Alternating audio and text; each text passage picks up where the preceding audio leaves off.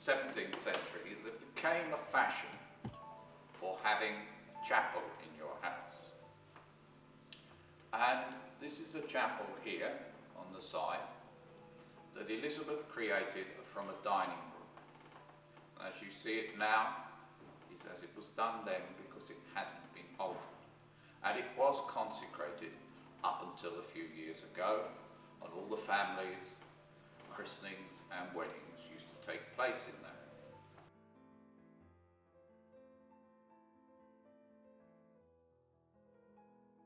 It was my first vigil with the Ghost Club.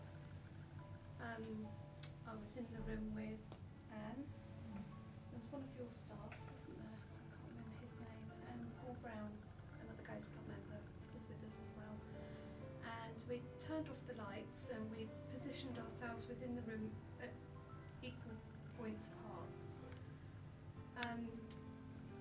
I was sat in front of the fireplace on the marble hearth, on a chair quite similar to this. It was wooden, but similar in the fact that it had a big broad back across it. And I remember sitting there thinking, oh, it's quite cold. I could feel almost like a moving coldness behind me. I was probably about the same, about this far away from the wall. And I thought, I'm obviously feeling cold because I'm sat in front of the fireplace. But then you told me they'd been blocked up, didn't you? So the coldness moved away. This all happened over a matter of a couple of minutes. And Paul started calling out to ask if there were any spirits with us in the room. And the coldness seemed to come back again. And without warning, my chair shot forward off the marble hearth, and I screamed very loudly and put the lights on very quickly. And we really have no explanation for why. I was just sitting quite squarely in the chair. I wasn't leaning or moving about, and the chair just shot forward of its own volition. I was a property manager at Ham House, which is on the banks of the Thames in Richmond, for 7 years. And after about 2 years in post, it became apparent that there was a lot of history of paranormal activity in the house, and independent members of the public would come up to us, probably in quite a cross state, having been not allowed to bring their own animals, their own dogs, into the garden, but having been refused to bring in their dogs into the garden, they would come into this beautiful historic house of which everything was highly polished and taken care of, only to see a dog running around the house.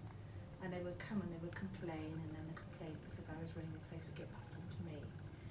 And I would go and talk to them, and almost invariably they would describe a dog that looked a little bit like a King Charles Spaniel, but with very, very long back legs. And it was running around the house wild and loose, and they got very cross.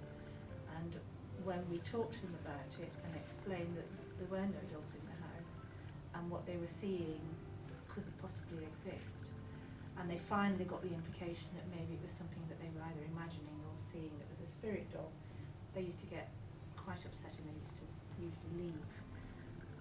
And this had happened repeatedly, and then suddenly I had an approach from this organisation that I'd vaguely heard of, called the Ghost Club, who said that they'd heard about activities in the house and they wanted to do an investigation.